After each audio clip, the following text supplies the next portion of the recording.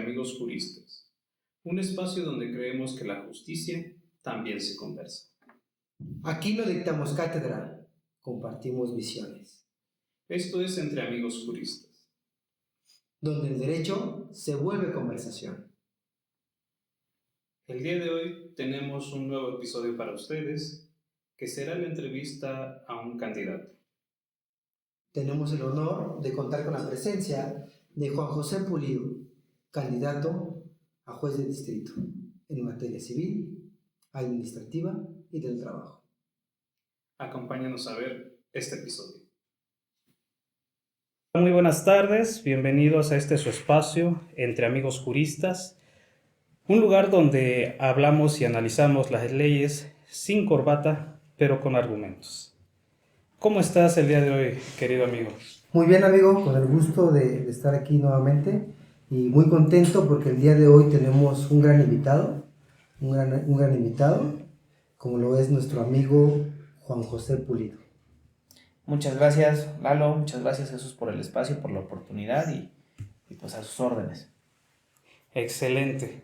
Bueno, el día de hoy estamos aquí reunidos precisamente para verificar en este ejercicio de carácter democrático y analizar este perfil profesional, personal, académico, la visión sobre la impartición de la justicia y sobre todo esta perspectiva a raíz de esta importante reforma sobre las elecciones en el Poder Judicial. Por lo tanto, empezaremos por el principio. ¿Qué es lo que te motivó a ser juez, querido amigo? Bueno, pues miren, primero que nada me presento para el auditorio, para las personas que nos hacen el favor de ver y escuchar. Mi nombre, como bien lo dijo Lalo, soy Juan José Pulido, tengo 34 años, soy originario de la ciudad de Toluca, soy licenciado en Derecho, orgullosamente egresado del Colegio de Estudios Jurídicos de México.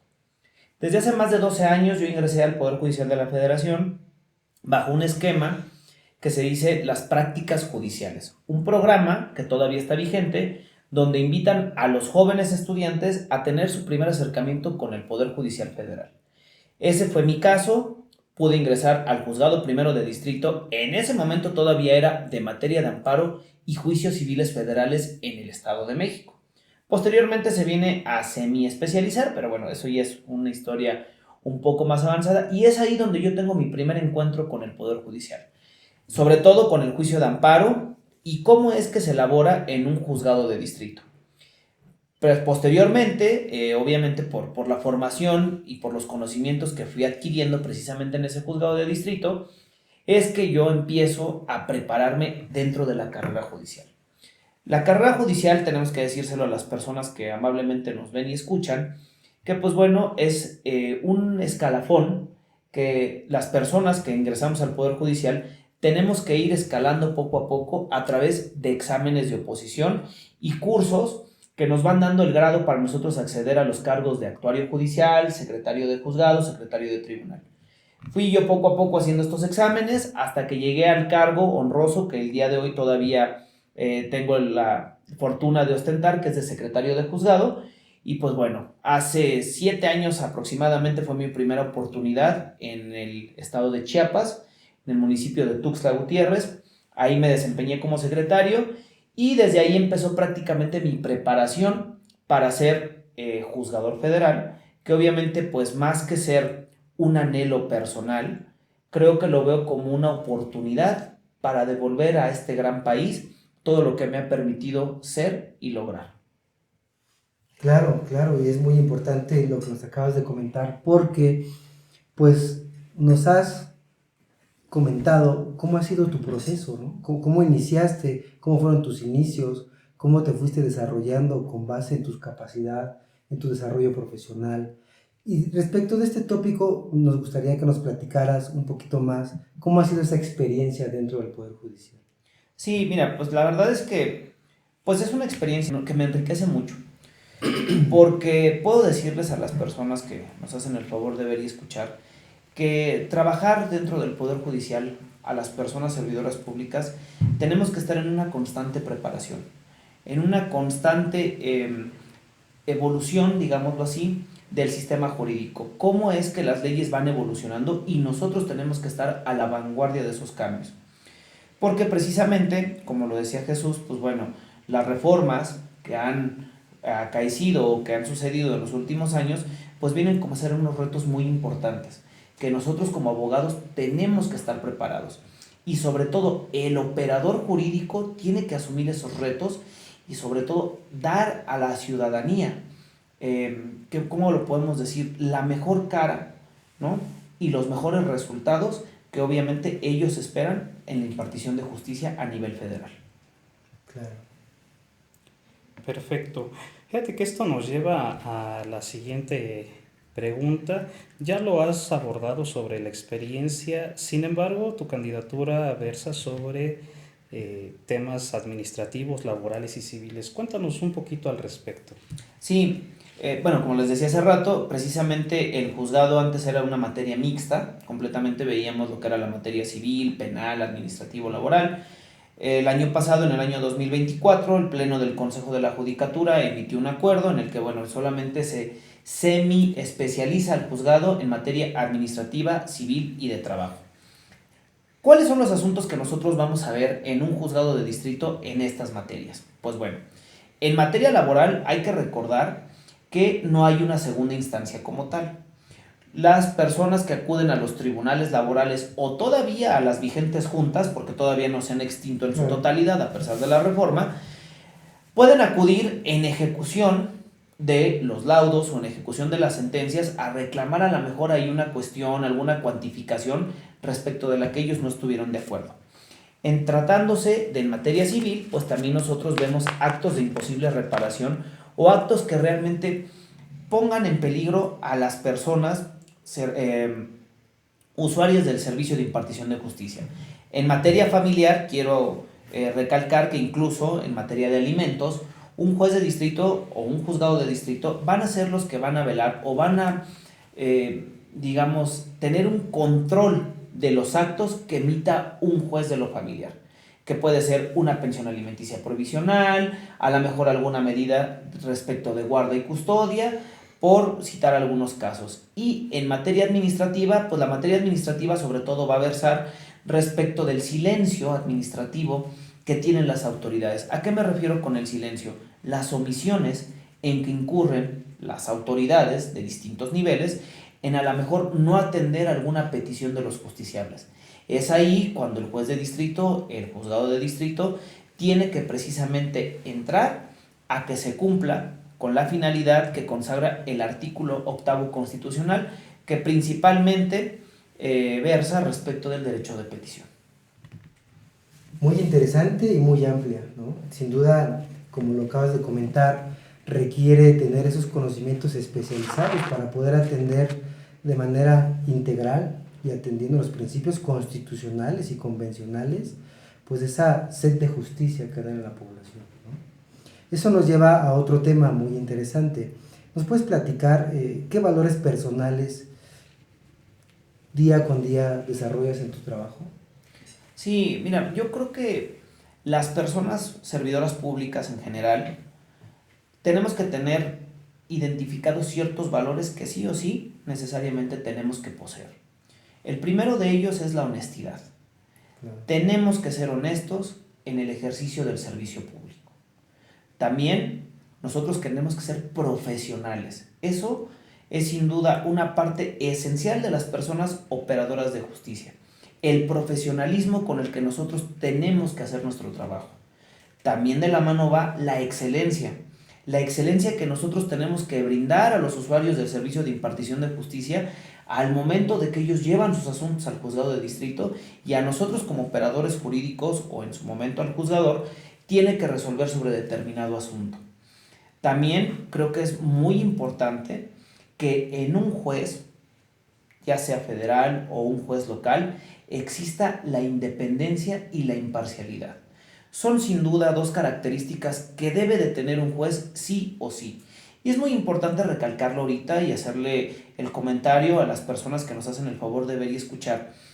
Porque una persona que se ostenta o que pretende ser juzgador, si no tiene estas dos virtudes, que es la independencia y la imparcialidad es todo menos un juzgador.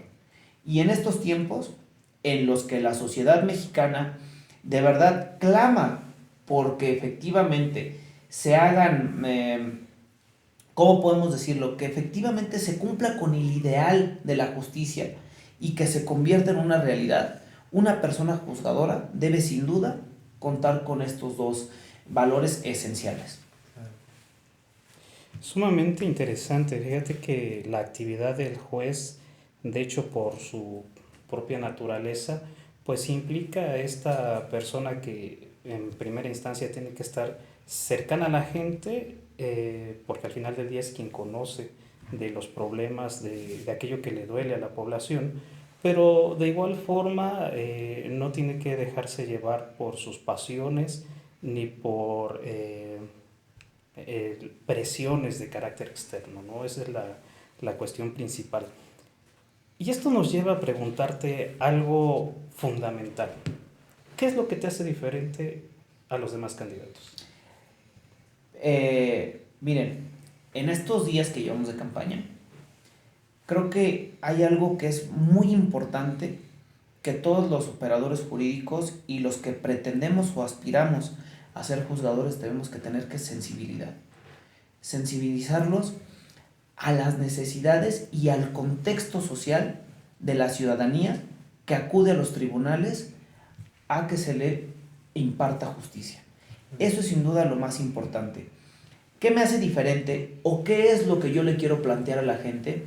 Que realmente podemos nosotros tener un proyecto distinto al que vienen ofreciendo distintos candidatos, es precisamente esa cercanía, esa sensibilidad, esa facilidad de escucharlos para que nosotros podamos llevarlo a la oficina, al juzgado y hacerlo realidad. Tener un juzgado de puertas abiertas, que sea realmente abierto y con la apertura para que toda la gente que llegue a clamar justicia se vaya precisamente con esa satisfacción de que se cumplió con ese deber que a nosotros se nos ha dado, bueno, en el caso de que yo lo llegue a hacer, pues que se nos ha dado, porque yo veo, y es muy triste realmente, que la gente ya no cree en sus juzgadores. La gente con la que he tenido la oportunidad de caminar, de estrechar la mano y de platicar con ellos en este tiempo de campaña, me dicen que ya no creen en sus jueces, en sus magistrados, y eso es muy lamentable.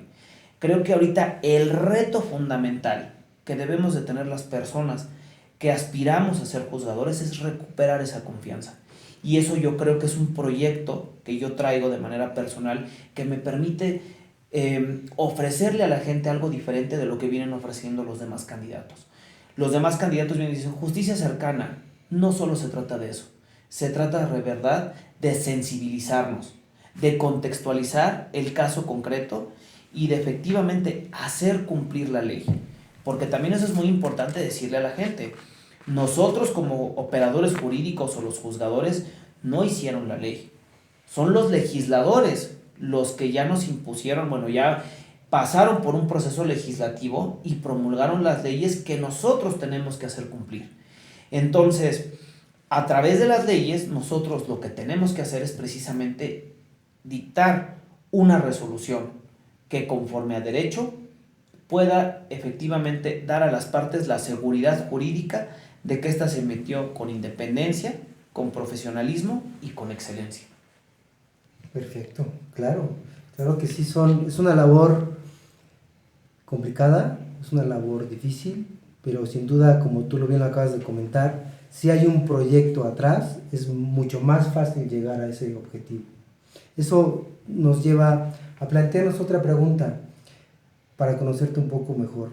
Actualmente, ¿cómo ves, cuál es tu visión de nuestro sistema de justicia en México? Tenemos retos muy importantes. Tenemos retos que realmente, insisto, las personas que aspiramos a ser juzgadores tenemos que asumir y tenemos que verlo también como un campo de oportunidad. ¿Qué es lo primero que nosotros, en el caso de que la ciudadanía nos favorezca con su voto, tenemos que llegar a hacer? Ya lo dije hace rato, recuperar su confianza. En segundo lugar, combatir la corrupción. Darle a la población el mensaje de que habrá cero tolerancia a cualquier acto de corrupción. a cualquier acto que pretenda ensuciar o manchar cualquier actuación de un juzgador. Eso sin duda es uno de los retos que tenemos y que tenemos que sin duda todos poner el dedo sobre la mesa y decir, ¿sabes qué? Esto debe de ser prioritario. Otra cuestión, creo que también nosotros necesitamos ver, no por una justicia pronta, claro que sí, o sea, ¿a qué me refiero? El 17 establece una justicia pronta, sí, obviamente, siguiendo las directrices que la propia norma establece, pero si nosotros podemos priorizar lo sustantivo por lo adjetivo, tenemos que priorizar lo sustantivo. ¿Y a qué me refiero? Porque a lo mejor ustedes como abogados van a decir, entiendo perfectamente, pero a lo mejor la gente que nos ve y escucha no. Claro. Tenemos que dejarnos de formalismos. Tenemos que dejar de ser tan rigurosos en la aplicación de formalismos y realmente priorizar el fondo sobre la forma. Si una reposición de procedimiento, después yo de llevar un juicio de 2 años, no me va a beneficiar, sino que todavía me va a retrasar todavía más el dictado de una sentencia, no hay necesidad de hacerlo.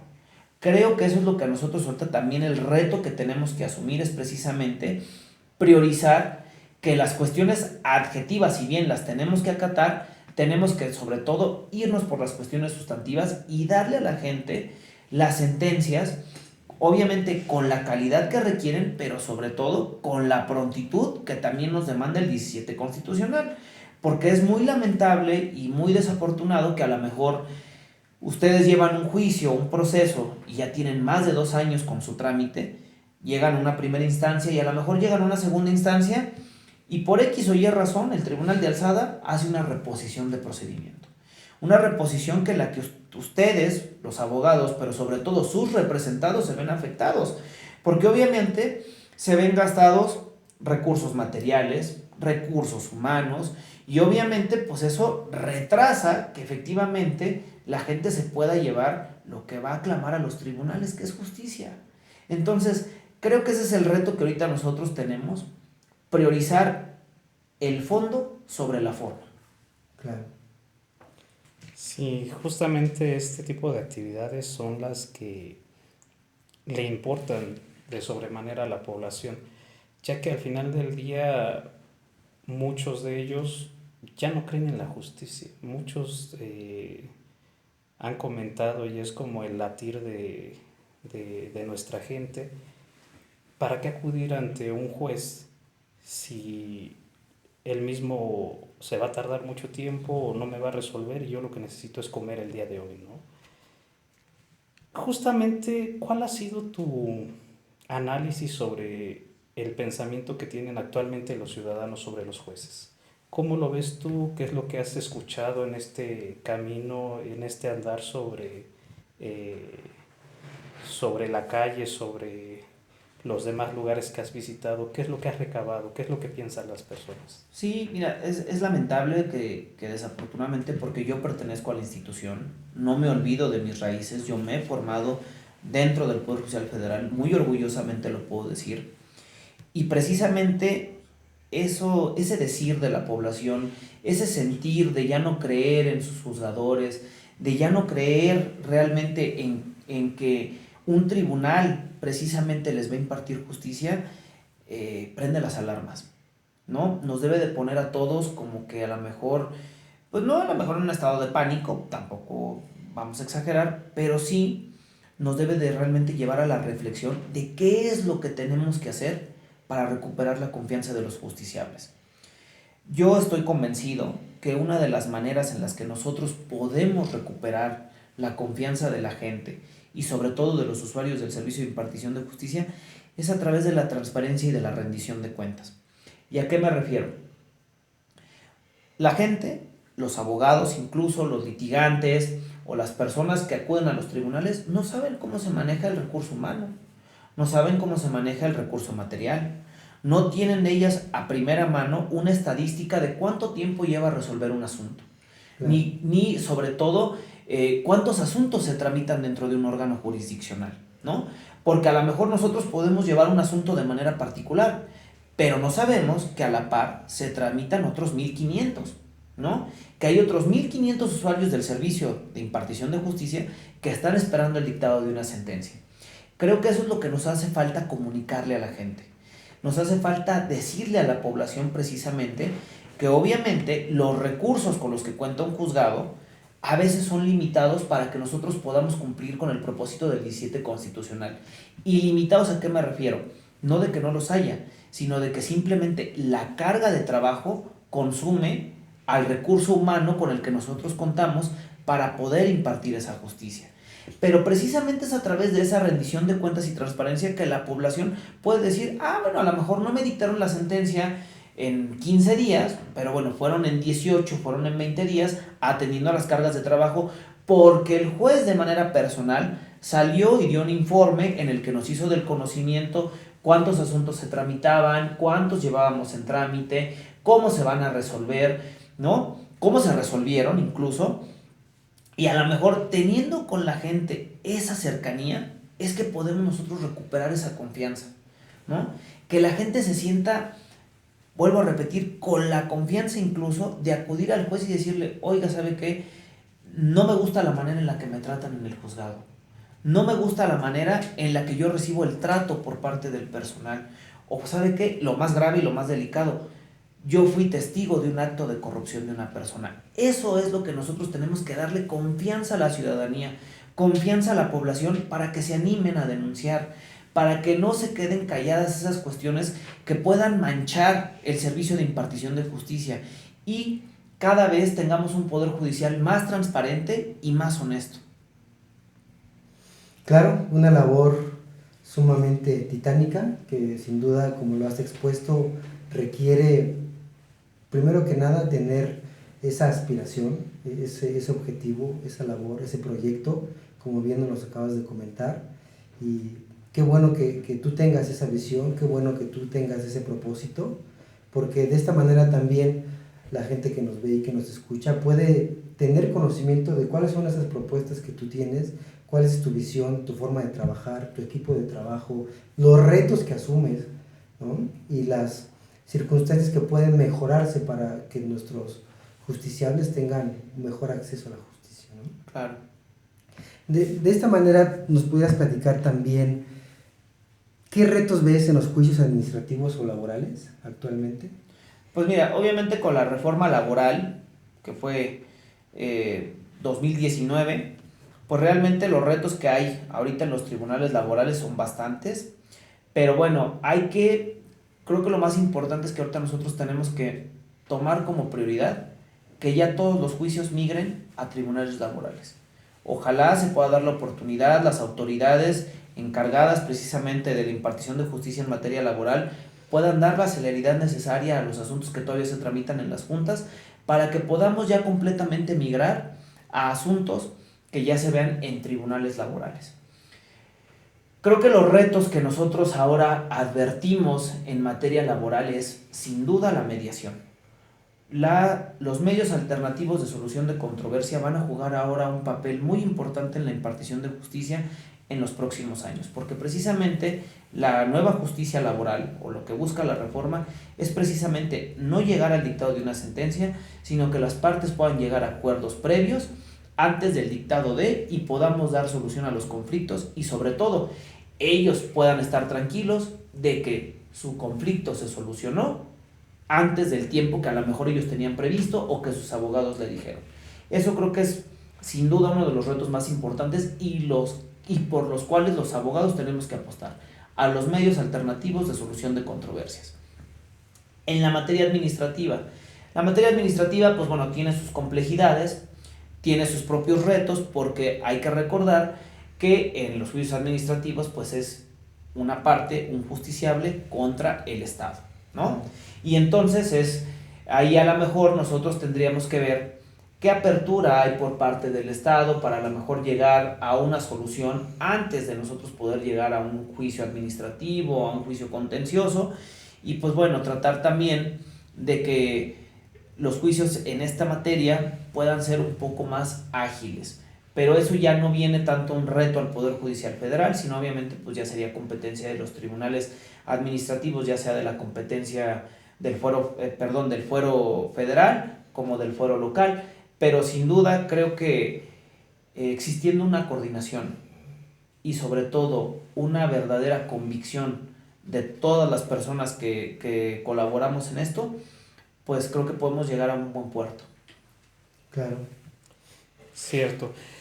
Esto que comentas es bastante interesante, la idea de el ciudadano frente al Estado, que normalmente a través de estos asuntos de carácter administrativo son los que mayormente se ventilan.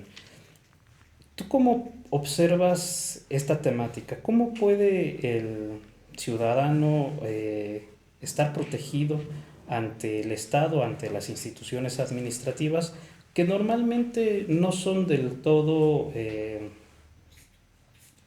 buenas en términos generales, tanto sobre la parte de los servicios públicos, o en ocasiones se ven incluso hasta desbordados por la cantidad de población que les toca atender, entre otras temáticas?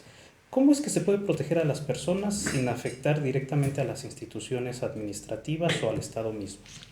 Pues miren, yo creo que eso es una de las cosas más importantes de un juzgado de distrito y una de las prácticamente que un juez de distrito debe tener en cuenta es precisamente los derechos humanos que están en juego ante su potestad.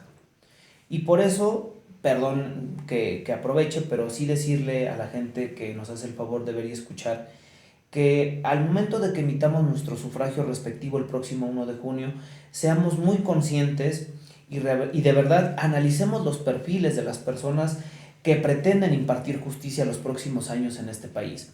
Porque precisamente un juez de distrito es el garante por excelencia de la Constitución, el protector y guardián de los derechos humanos.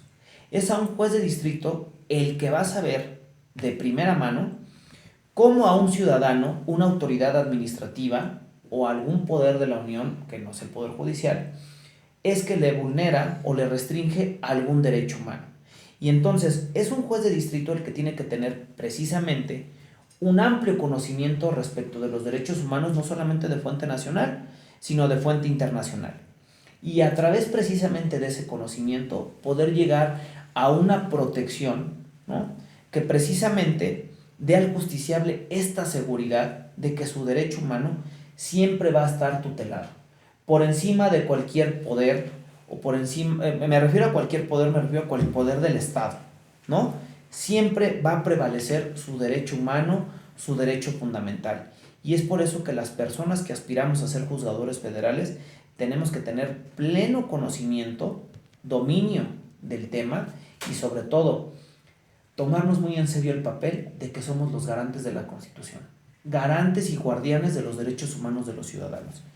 Que ante nosotros va a acudir una ciudadanía a la mejor a reclamarnos que no se cumple con su derecho de acceso al agua, que no se cumple con su derecho del acceso al internet, que no se cumple con su derecho de petición que ellos formularon en términos del 8º constitucional. Y es ahí cuando el órgano jurisdiccional tiene que efectivamente ver si el órgano del Estado efectivamente cumplió o no con aquel derecho fundamental que le asiste a la persona. Por eso, insisto, creo que tenemos que ser muy cautelosos al momento de revisar los perfiles de las personas que aspiramos a una candidatura como juzgador federal, porque están en juego pues cosas muy delicadas como los derechos humanos, los derechos fundamentales, que son el pilar y la piedra angular de todo Estado democrático. Claro que sí, y con mucha razón, al ser el guardián y defensor de esos derechos humanos que le corresponden a todas las personas por el simple hecho de ser personas, nos gustaría que nos platicaras un poquito respecto a qué te gustaría lograr si llegas al cargo de juez de distrito.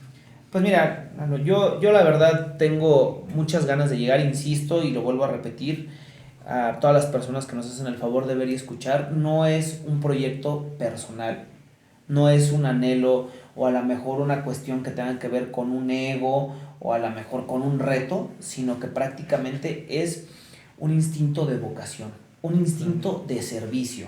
12 años formándome en el Poder Judicial me dan las cartas credenciales para poder retribuir a este país todo lo que me ha permitido lograr y ser. todo el conocimiento que yo he adquirido a través del Poder Judicial, pero también a través de las instituciones académicas en las que yo he ampliado mi conocimiento jurídico, me dan las cartas para yo poder llegar a asumir este puesto con responsabilidad y para poder cambiar todo aquello que podemos mejorar. Porque también es muy importante decirlo, no todo está mal. Claro. No todo está mal y realmente hay muchas cosas muy positivas que podemos sacar porque precisamente yo me formé dentro de ese Poder Judicial. A mí me formaron personas juzgadoras dentro de ese Poder Judicial que pues bueno, hoy llega a un cambio, llega a una transformación, pero bueno, hay que aprovechar ese campo de oportunidad que ahora tenemos con la reforma de 15 de septiembre de 2024 para que nosotros podamos contribuir a mejorar el servicio de impartición de justicia. Y sobre todo lo que yo le digo a la gente y a los justiciables, lo más importante, que la justicia ya no se vuelva un ideal, que ya no veamos a la justicia como una utopía, sino que realmente la podamos percibir como una realidad. ¿Cómo? A través de jueces sensibles, a través de jueces que realmente se involucren de manera directa con la población y que también sepan escuchar las necesidades de la gente. Porque si no tenemos esas tres características, no nos va a llevar a buen puerto este nuevo paradigma en el que vamos a entrar. Claro, muy cierto. En este punto, ¿qué estrategias implementarías para que los juicios sean más rápidos, para que la justicia sea pronta, expedita hacia las personas que acuden a un juzgado de distrito? Lo que te decía hace rato, Jesús, yo creo que es muy importante que realmente las personas que aspiramos a ser juzgadoras, primero hablemos con la verdad y digamos que nos vamos a ceñir a respetar el texto de la ley, porque nosotros no nos mandamos solos, ni tampoco vamos a aplicar una justicia salomónica de que a ti te toca aquí y a ti te toca allá, no. Tenemos que ceñirnos, sin duda alguna, a lo que dice la ley. Y nos tenemos que ir, obviamente, conforme a la jerarquía normativa, ¿no? Lo que dice la Constitución, los tratados internacionales, las leyes federales, y de ahí nos vamos para abajo.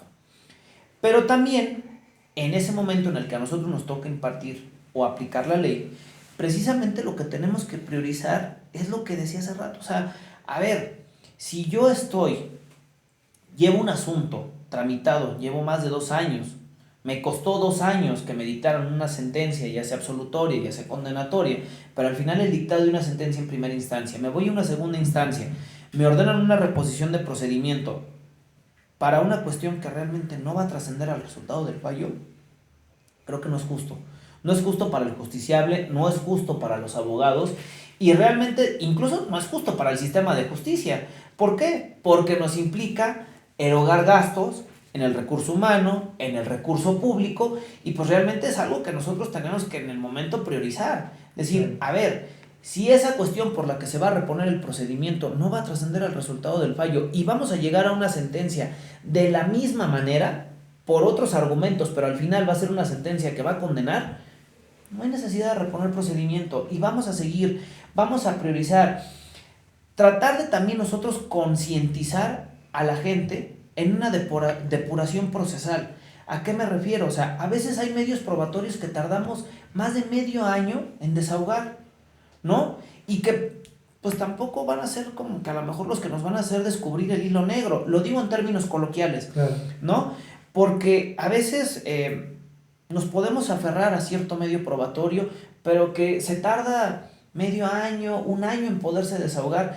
Eso es precisamente lo que va a retrasar mucho el dictado de una sentencia, que los juicios puedan concluir. Entonces, creo que nos debe de llevar también esto a la reflexión, tanto a los abogados, a los litigantes, postulantes y al operador jurídico, a que sepamos hacer una depuración procesal, que aunque a lo mejor los códigos o las leyes no lo establecen de manera muy puntual, que nosotros podamos decir, bueno, vamos a llegar a unos acuerdos probatorios, ¿no? Vamos a proponer que las partes lleguen a acuerdos probatorios. A mí como juez, como rector y director del proceso, me corresponde precisamente eso, que las partes puedan decir, oye, ¿sabes qué? No, ¿sabes qué? Yo insisto en que esta prueba sí tiene mucho que aportarme en el juicio y por eso insisto en su desahogo, a través de argumentos lógicos y jurídicos. Bueno, se podría analizar el caso concreto y adelante.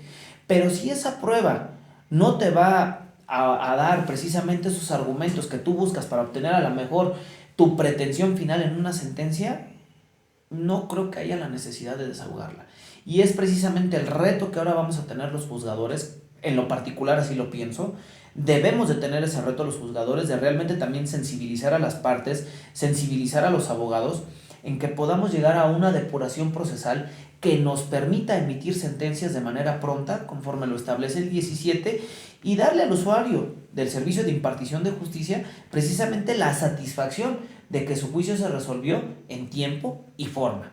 Porque tampoco vamos a decir, bueno, vamos a sacar todo rápido, pero bueno, ya estamos cumpliendo con el 17, sacamos todo rápido. No, también, ojo, tenemos que tener calidad al momento de tramitar y sobre todo de resolver los asuntos a la potestad del juzgado. Claro, muy importante lo que acabas de comentar, porque yo creo que estás hablando de romper paradigmas, ¿no?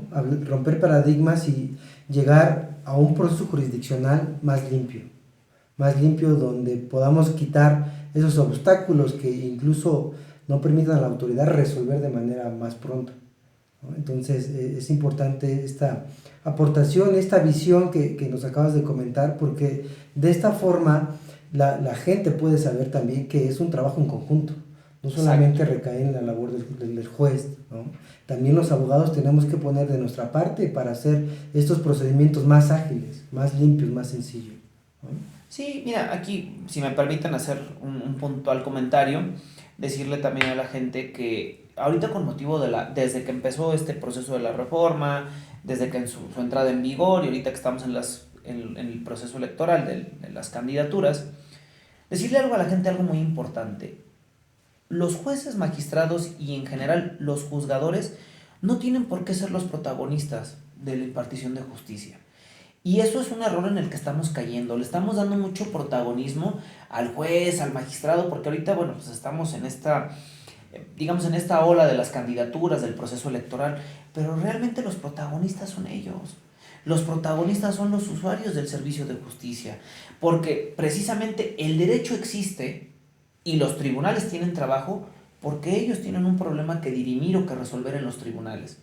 Y su satisfacción y sobre todo, ¿cómo decirlo? La manera en la que ellos se sientan satisfechos con la forma en que se impartió justicia es lo más importante.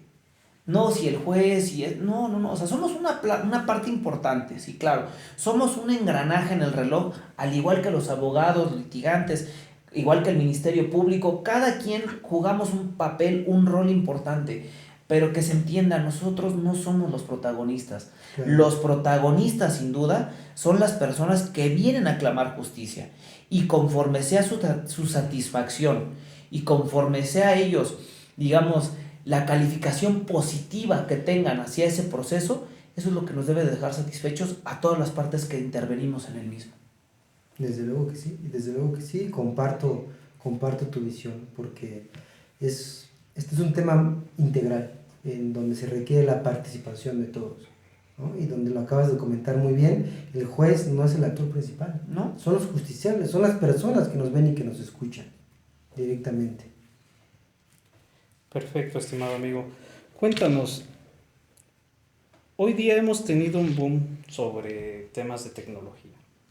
La idea de la inteligencia artificial como una herramienta que se presenta quizás como esta nueva panacea, este nuevo elemento, nuevo reto incluso para la justicia.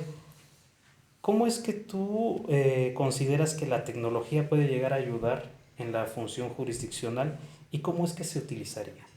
Claro, mira, es otro de los retos importantes también, obviamente es la implementación de instrumentos tecnológicos que ayuden tanto a los abogados como a los usuarios del servicio de impartición de justicia que tengan un acceso efectivo a. Pero también hay que ser muy realistas de cuál es el contexto de nuestro México actual. Nosotros no podemos emigrar 100% a un juicio en línea cuando hay comunidades o cuando hay poblaciones que no tienen ni siquiera acceso a internet, acceso a la luz, acceso a este tipo de servicios que nos permiten el uso de estos instrumentos de tecnología. Claro, hay que aprovechar la tecnología, hay que ayudarnos de ella para precisamente hacer más rápidos, sumarios los juicios y para que a lo mejor las partes tengan una accesibilidad mayor, aun y cuando no estén en el lugar donde se está tramitando el juicio. Pero tampoco podemos alejarnos de la realidad de nuestro país y exigirle a la gente que migre al 100% a un juicio en línea, cuando pues muchos de ellos tampoco entienden cómo funciona, ¿no? Y lo digo de manera muy respetuosa, yo así lo creo. Yo creo que el reto más bien es que se sigan utilizando los medios electrónicos, que siga siendo una herramienta muy importante, pero que tampoco obliguemos a los usuarios necesariamente a su uso. Porque también en este tiempo que he estado en las calles, que he tenido la oportunidad de conocer a muchas personas, me doy cuenta que muchos usuarios del servicio de justicia son adultos mayores y son personas que no tienen acercamiento con la tecnología. Son personas que realmente desconocen el uso de estas herramientas que a lo mejor ahorita ya nosotros, digo, me puedo considerar de la generación millennial y de ahí nos vamos para las que siguen. A lo mejor nacimos ya con esto, a lo mejor ya nacimos en este desarrollo y en esta evolución de tecnología, pero hay gente que no.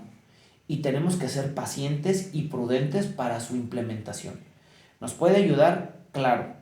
Hay que dar pasos firmes también, pero no hay que dar pasos acelerados, sobre todo tomando en cuenta la realidad económica, social y cultural de nuestro país. Totalmente de acuerdo, totalmente de acuerdo. Contextualizar la justicia, ¿no? Hacerla más cercana, como lo acabas de comentar, ser un juez transparente, con puertas abiertas para que la población pueda acercarse a ser escuchados, ¿no? A ser escuchados respecto a sus peticiones, es muy, muy importante. Y de la mano, pues trabajar con esas herramientas tecnológicas que faciliten esa labor, esa gran labor. Platícanos un poquito cómo ha sido tu experiencia en este tiempo que llevas de campaña con la gente, cómo ha sido tu cercanía, qué aprendizajes has tenido.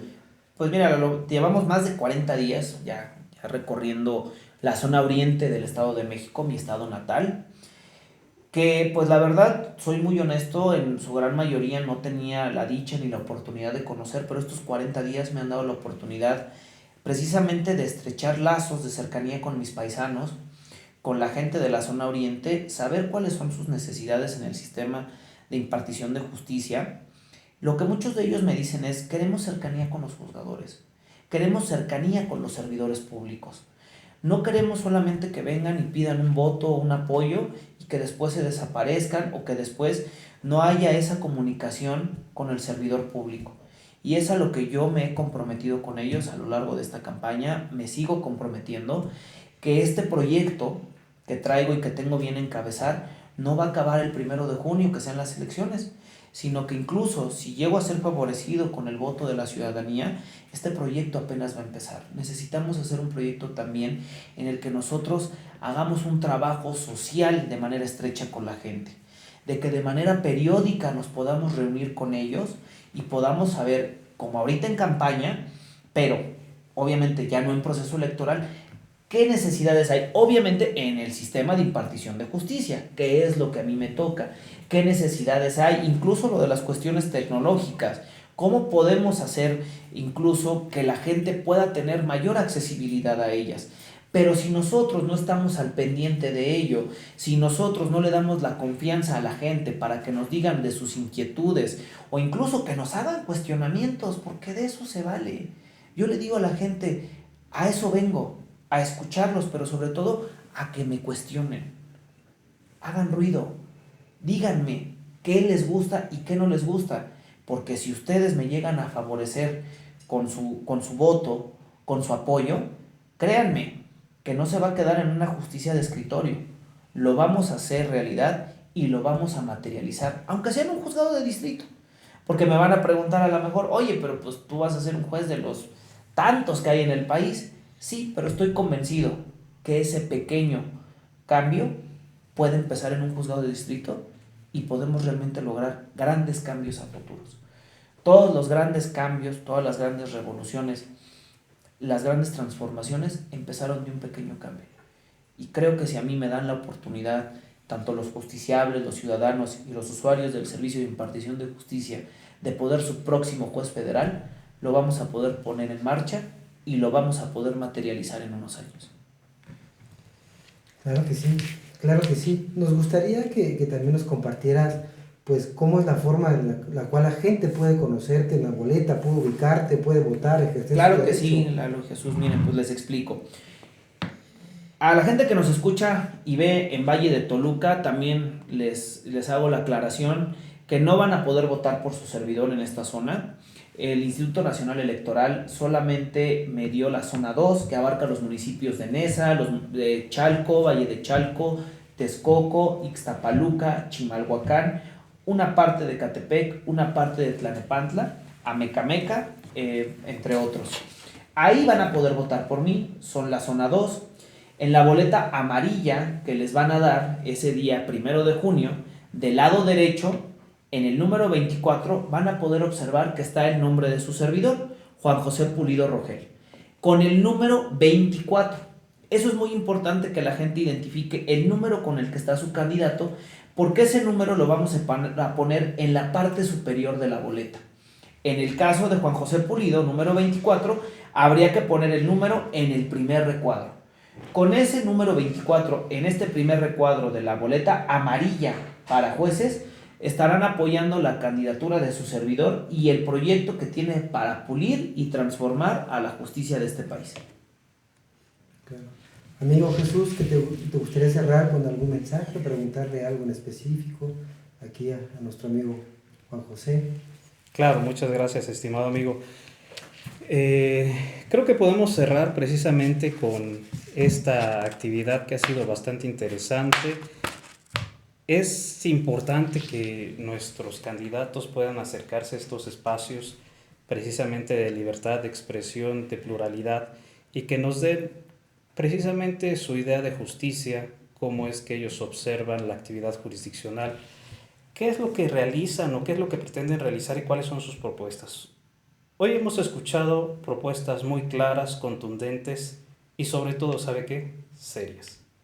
Y eso es lo más importante. Si no hay otra cosa aquí en el foro, pues terminamos con esta pequeña sección, este pequeño video. Esperamos que haya sido de su agrado y pues nada, que tengan ustedes una excelente tarde.